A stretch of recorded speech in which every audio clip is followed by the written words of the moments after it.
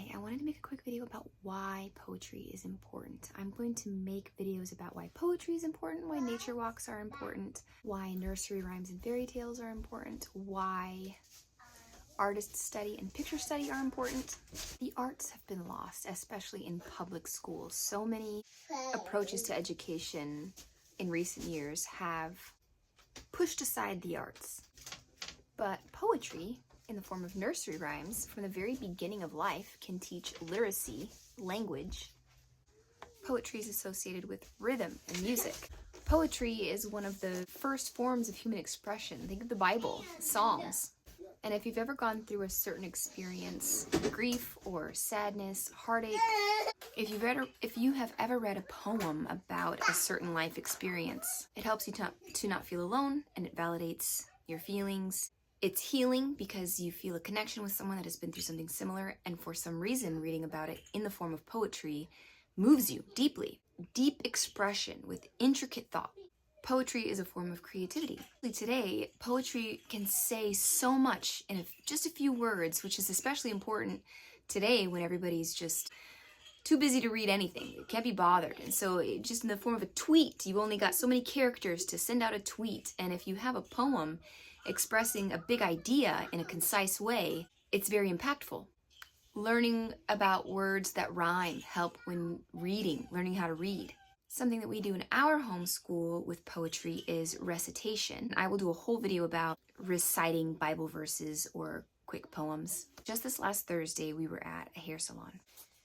My children know nursery rhymes, and my oldest had his hair washed, and he had a piece of hair in a little curl. And so both of them, ages 5 and 6, were going back and forth in the salon announcing, there was a little girl who had a little curl right in the middle of her forehead.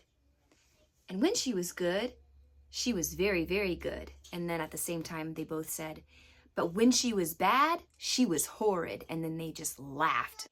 And all of the women around, it was just such a joy. It's just that's what life is about, is to just be present in the moment and enjoy life and the people around you. And their ability to recite poems when they see something, it shows the connections being made in their mind, and it helps them remember things. And poetry is just such a fun, if nothing else, poetry is just very fun. Let me give you a few books that we like for poetry. I will link all of these if I can. I got a lot of them on Thrift Books.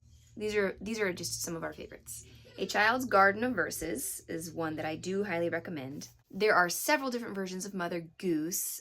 Some versions have a big witch on the front, and so some people are bothered by that, so you can look for... Now, some of these poems can be kind of dark. The language they use is a little questionable, especially since some of the words have changed meaning over the years. But there are some poems that I do skip over. There is one particular poem in here that I haven't read to my children. That's over on my Instagram. I saved it in a reel, actually. So a lot of times when you have poetry, especially old poetry, I would pre-read it and decide whether or not you'd like to read that to your children. Same with things like fairy tales, which I will do another video about, but I haven't read a lot of the fairy tales. There's a good reason to read fairy tales, but you have to keep in mind that all children are different, and my children are a bit tender-hearted, and so even just regular fairy tales like Beauty and the Beast were very disturbing to my children, so I pick and choose what I like to read. I'm not saying by recommending this book that everything in here is something that I'd read to my child. You know your children better than I do, so pick and choose what you'd like for them to read. This is a very good one, especially for ages 6-ish, 5-ish. My 3-year-old even likes it. Sing a Song, a Nursery Rhyme Book, Christina Rossetti. And there's just quick little rhymes in here. Some of the poetry in children's books often talk about like spanking and things, and I don't read those ones because we don't discipline our children that way. I'll tell you how I do discipline my children. In fact, I made a video about that too, and I'll link that below. Mothers shake the cherry tree, Susan catch a cherry. Oh, how funny that will be. Let's be merry. 1 for brother, 1 for sister, 2 for mother more, 6 for father, hot and tired, knocking at the door. This is a poem about a dead bird. You know, one of my children would be greatly disturbed by this, so I just wouldn't read, you know, the same things to everyone. Now, I'm not going to try to say it in French, but Baudelaire Orphan, if you're watching, I messaged you on what I do to homeschool, and you are the winner of, my number was 39 and you chose 38. I have 2 of these and I wanted to send you one, and I made a little bookmark to help with poetry narration. And so let me just read off a bit of what we do to narrate a poem. You can have them close their eyes, and after the reading, tell you what they pictured in their mind. That's one way to narrate. I'm going to do a video about narration, why that's important. Otherwise, you can read Know and Tell, and it'll tell you why it's important.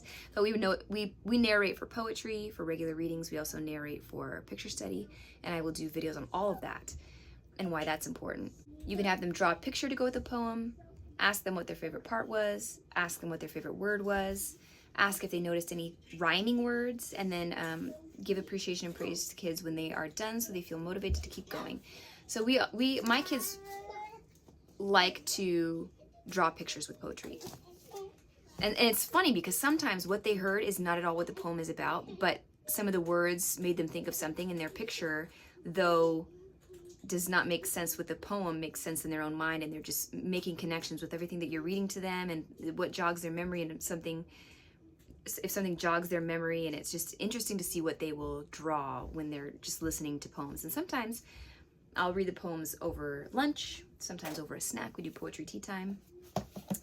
And sometimes I will just read them a poem, and, well, my oldest, but the others like to play school. So I will read to my oldest, and he'll just draw a picture of the poem we read.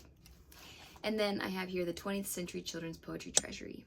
And there are really fun illustrations in here. Rain sound. At first it's like drumming as it patters down, then stops. Now it's an animal outside the window, quietly licking its chops. Interesting. So a lot of moms don't teach their children poetry in homeschool. A lot of public schools don't teach poetry, or even poetry appreciation is just gone. Then, when I was younger, it's my name,